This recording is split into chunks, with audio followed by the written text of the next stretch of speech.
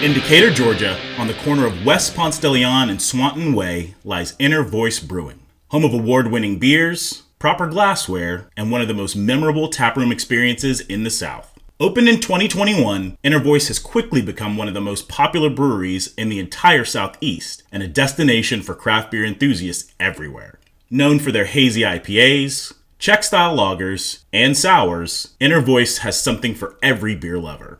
The stylish, inviting decor and soft lighting evoke a warm feeling, complemented by the excellent brews and the best New York-style pizza in the city from their attached neighbor, Glide Pizza. We sat down with brewmaster and co-owner Josh Johnson to learn a bit more. Hey guys, this is Julian with Brewfits, where we support local breweries. Today I'm hanging out with one of our favorite people at one of our favorite breweries, Josh Johnson, one of the co-owners of Inner Voice Brewery here in Decatur, Georgia. Josh, how's it going? It's going good. Just a Monday, rainy Monday. Rainy? But it is rainy. It's a little gloomy, but that's okay. Yeah. You have suds in here. That's right. Good conversation. So thanks for sitting down with us. I know it takes a lot to take out of your busy day as a brewery owner, but obviously, I'm a big fan of the brewery, big fan of you guys and what you're doing in the community here. So wanted to get to know a little bit more about you and Inner Voice. Yeah. Mondays are good days. I typically try to coast in the weekend. Coasting after the weekend? Yeah, I like to coast. I like coasting Mondays and then getting to work on Tuesday, Wednesday, Thursday, Friday. I gotcha. 4-day work week. So you're just hanging out today, or got busy stuff? I picked up grain. That was my big work thing. So we like to do a little bit of an icebreaker. Mm-hmm. Don't be nervous, but you have 30 seconds to name as many breweries as you can. Oh, this is bad. And go. Deschutes, Meserum, Russian River,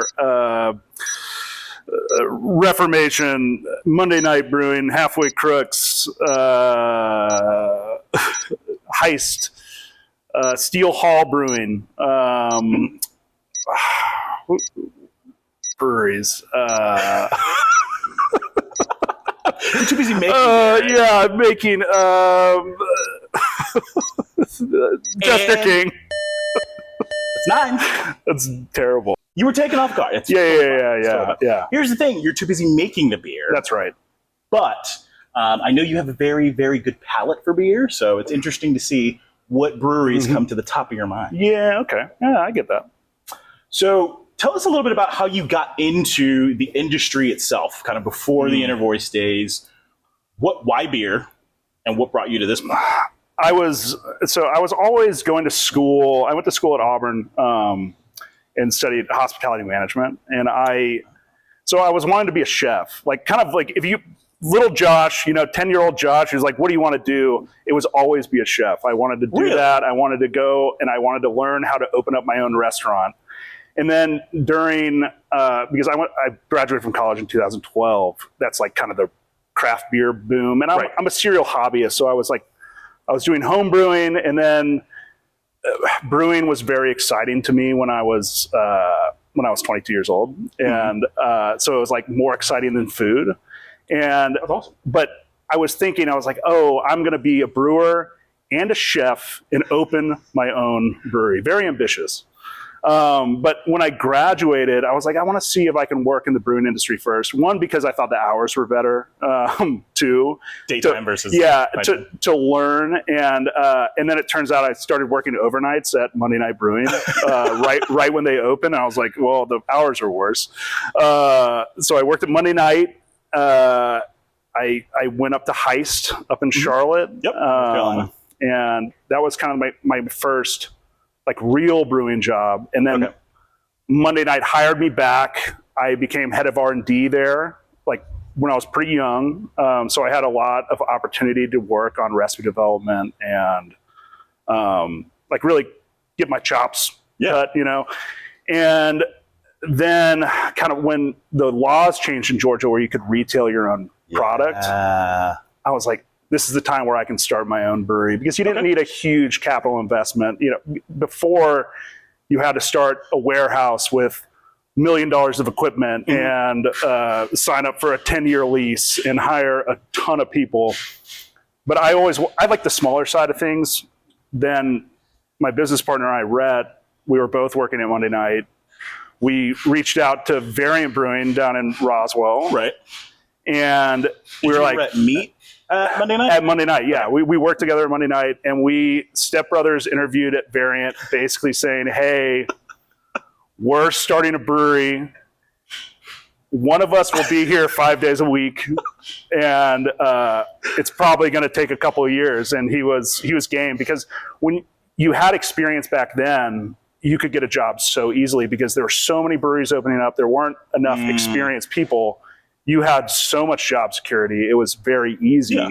And you had Monday night and Heist on your resume already. Yeah. So, yeah. And dream hires. And he was, he had just only done like an internship. So I think he was looking for a couple of like experienced brewers at the time that could bring other knowledge from. You're talking about Matt. Matt. Yeah. At Variant. Yep. So I think it was like a good opportunity to bring in some people that had worked in other breweries. So he didn't know who was showing up. It was Rhett and I, kind of, because we could do the same thing. And we were there for longer than we were expecting. We thought we were ambitious. Yeah. We thought we were going to be able to open up because we signed our lease here in January of 2020. Right. Which was a bad time to sign a lease. You didn't know? We didn't know. You could. No one could have thought it was going to happen 2 months later. And then a year and 9 months later, we opened.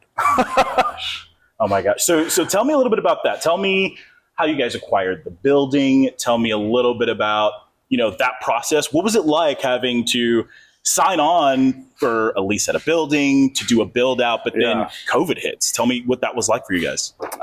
It was so hard to even find the space to begin with, even without COVID being a factor. When you've never owned a business and you don't have a lot of money to your name, a lot of places won't even lease you a spot. I didn't think that was the case, but there would be so many times where we would go to a space and they're like, all right, send a personal financial statement. And we're like, okay. You're a brewer. Yeah. Like, here you go. And they're like, I don't think this is going to work out, guys. But this space was vacant for a little while, and we love Decatur. Decatur is a craft beer destination because of the brick store. Yep. So they've put in the groundwork of educating people for years and years and years. Very true. So we always thought it was a good space, but like us then signing a lease, COVID happening, and then there's a big question mark, like, are we going to open? Because there were some conversations where we were like, this is probably not going to work because we're not going to be able to pay for the lease while we're not, because we thought we were going to be open in 6 months. Absolutely. And then it was a year and 9 months. Did you get any relief because of COVID? From, we did. Like owners? the SBA helped out a lot of business owners, and our landlord was like pretty good with us, which was nice. That's awesome. Not being able to have any revenue for so long. Yeah. Everyone was scared at that time, though. Even like landlords were too. So I think he was like, well, as long as I have someone in here. And y'all aren't bouncing, Yeah. True. But it's weird because like when you're in it, you don't think it's going to work out. Mm-hmm. You're always, the fear is a big part of it. But we opened and it was successful at like pretty much right off the bat. Like people were coming in and we were running down the bank account significantly. We were like, all right, hopefully it works. So why do you think that happened? Why do you think when you guys started, it jumped off so quickly?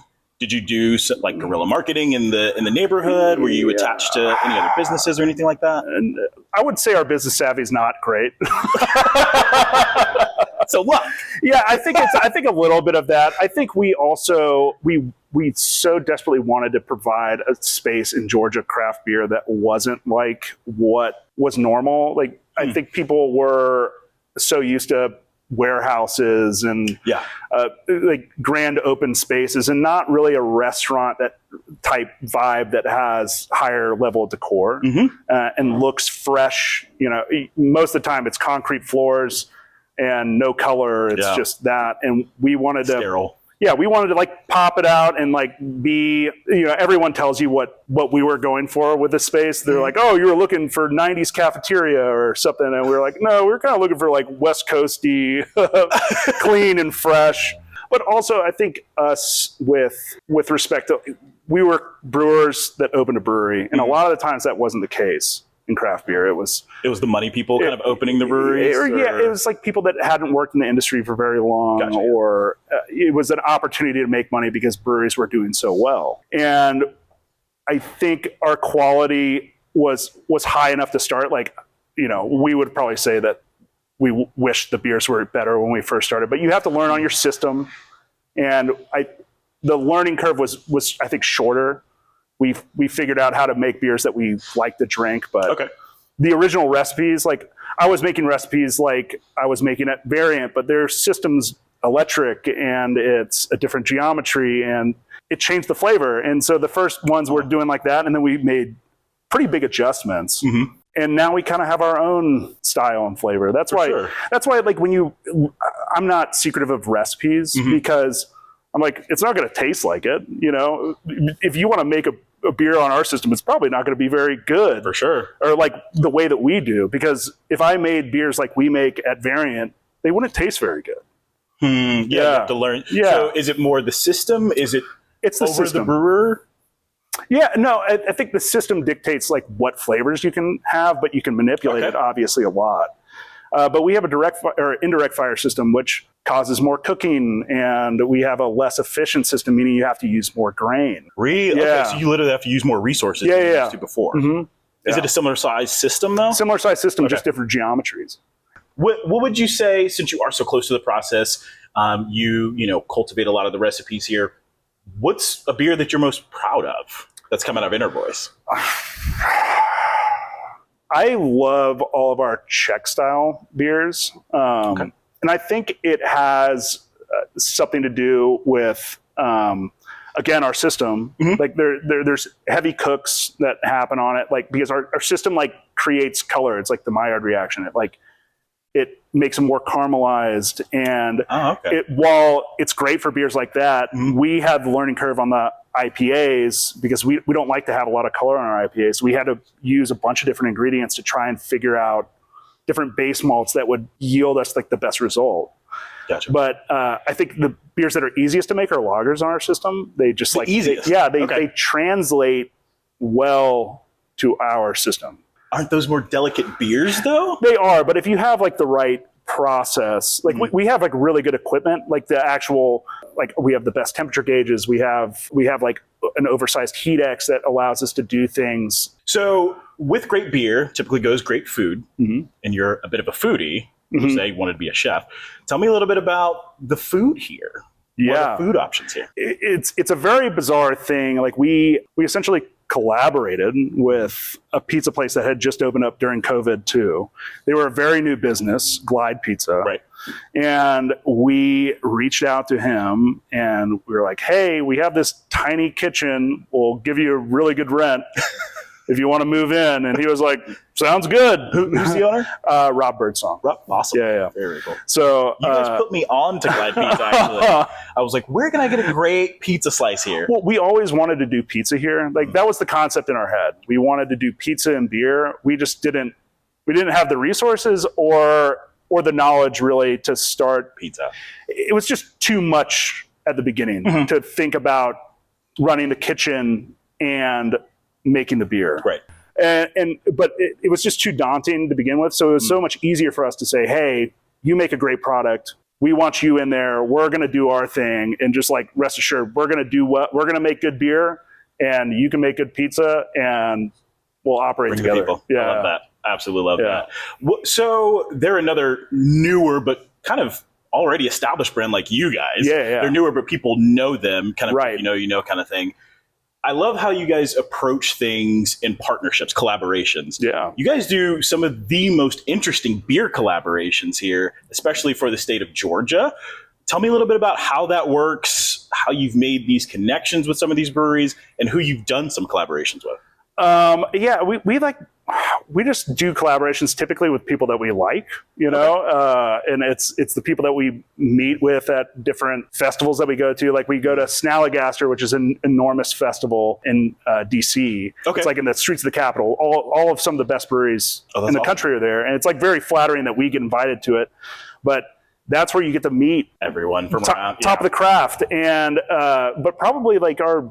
And we were talking about this earlier, but Mesrum, which is a brewery up in Montreal, we met them by chance at a beer festival in Delaware, which that's right, which is it's so weird, but we just go to this Delaware beer festival every year just to hang out with our buds from Mesrum. That's awesome, and they do incredible stuff. They do kind of like all over the board. They do sour beers, like mixed firm. They do great lagers, great IPAs, and we just connected with them, and they have a really cool brand. Definitely. They have like their brewer is very imaginative. So it's nice. It's fun to do things with people that are incredibly creative. Sometimes it takes someone else pushing you, to do something different. Yeah. So since you've spent a lot of your career coming up with recipes, how does it work out with another brewer or another brewery saying, what are we going to do with this kind of beer? Do you start with, this is how I do things? How would you like to influence that? Or I always like to do that. Okay. Typically, again, like what I was saying about not being secretive about recipe, I will give the most detailed explanation of how I would make a beer or a recipe that I've made and say, this is how we do it. How do you do it? And then there's an information pass. So it makes everyone better. And that's why I love doing collabs, because there's so many things that we do now because of someone else's idea. They'll incorporate that into what you're doing here, and vice versa. I mean, I've had so many brewers be like, I never did what you guys did until you told me, and that's now our SOP. That's awesome. Yeah. So it's made your beers better, just without a doubt. Yeah. That's awesome. And hopefully we've made other people's beer better. At the same time, What do you think is the type of beer you like to collaborate and create most? Because I feel like you guys are really known for good lagers, great IPAs. I feel like people from out of state even ask about. Yeah, no, for sure. Beers, so. I think IPAs have the most technical process driven things among different breweries. Everyone does something different. Like when you're making a traditional beer, it's been known how to make it for a long time. Right. There's not much innovation that's going on. It's really, you got to hit your numbers and use the right ingredients. But IPAs, there's always something new, and there's new products that YCH and like Freestyle are coming out with. Yakima Chief Hop Union for hops, which then forces brewers to learn how to use them. And so some of the innovation actually comes from the product side. It's not like we're refining hops, at a brewery. I mean, maybe someone could, but that's not me. But there's always something new, like we just started doing a new process where you cast out hot wort, like right after the brewing process, into the fermenter with oil, with hop oil. Okay. And then you chill down the rest of it. And so basically the fermentation happens over a homogenized hop oil. How does that affect the end product of the beer? Density. It tastes dense. It's more saturated. Everyone's just trying to get more hop flavor. Yeah. But also doing it in a way where you don't have to soak up beer with extra hops. And but it's also just it just tastes different. And you need to do innovation because people's palates get tired. They get bored and want something new. Yeah. What's something new that you think you've been able to do here versus other breweries that you've been at? I think we spend money on certain things that a lot of breweries probably wouldn't do for typical beers. Like we spun all of our IPAs. Which is natural carbonation, where we put a device that allows for venting but at a certain pressure. And again, it's a really expensive piece of equipment that someone wouldn't want to have a bunch of them to put on their IPA tanks all the time. But we do that, and we also use just a ton of hops compared to most breweries. Yeah. It sounds like you want to make high-end versions of it. Whatever you make, it sounds like you want to do the best version of it. Yeah. The best that you can do. Yeah, and that's probably a negative to our business. You really take being a serial hobbyist, but you take it to the highest level possible. And that's clearly come out in your professional life. Yeah. I want to be proficient in everything that I do. That's like a way to think about it. I like that. That. What is your favorite beer? When you're out and about, what do you like to drink? I love bitter pilsners, and I like West Coast IPAs. Typically not super high ABV stuff anymore. Okay. I used to double IPAs were like my only thing that I drank.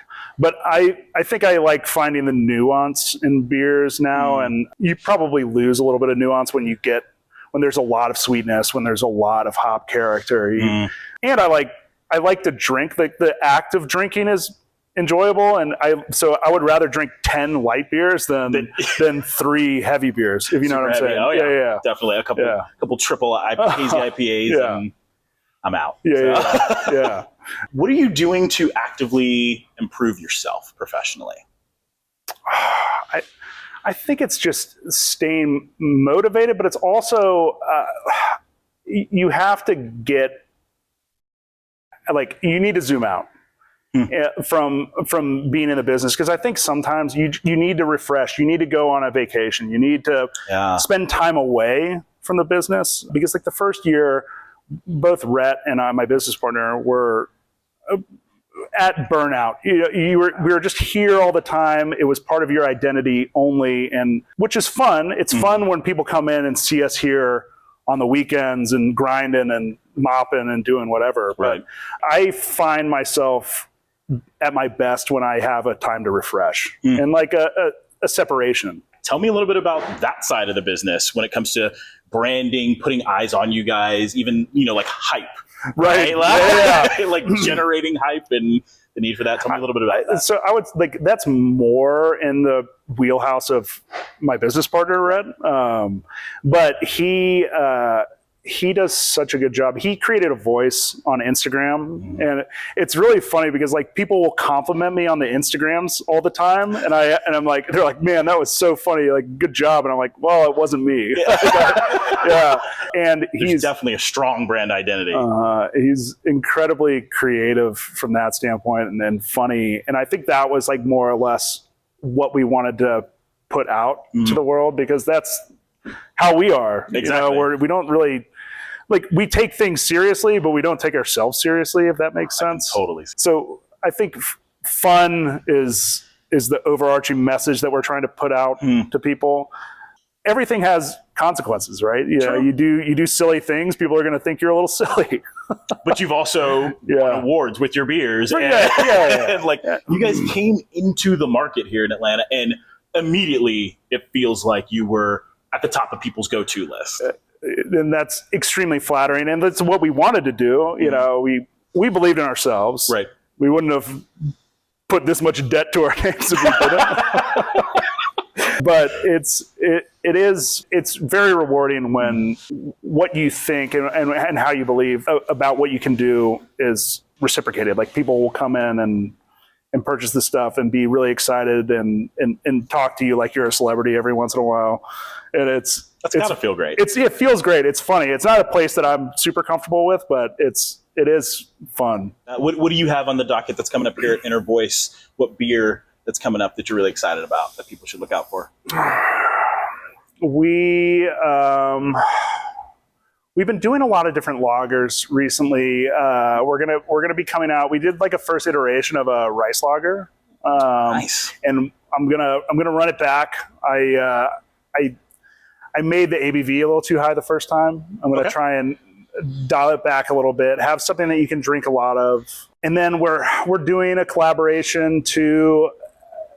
We're not doing one here yet, but we're doing one with Fontaflora coming up, which we're excited about. And it's really just that. I think just keeping the foot on the gas, trying to find more people to collaborate with, because that's when you learn.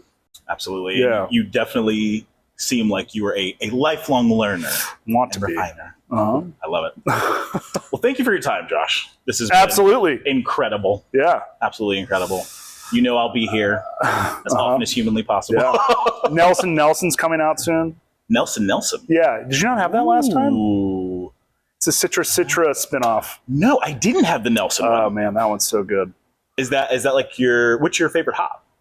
Nelson. Nelson. All right, it's Citra or Nelson. Nelson's bomb. Yeah, but Nelson has such a variation of flavor. Like you can get so many different lots, and that's what I love, the single hop blends like we were talking about before, because you can just mix all these different lots that have all these different characteristics, and it's so fun ordering them, like looking at the spider taste graphs.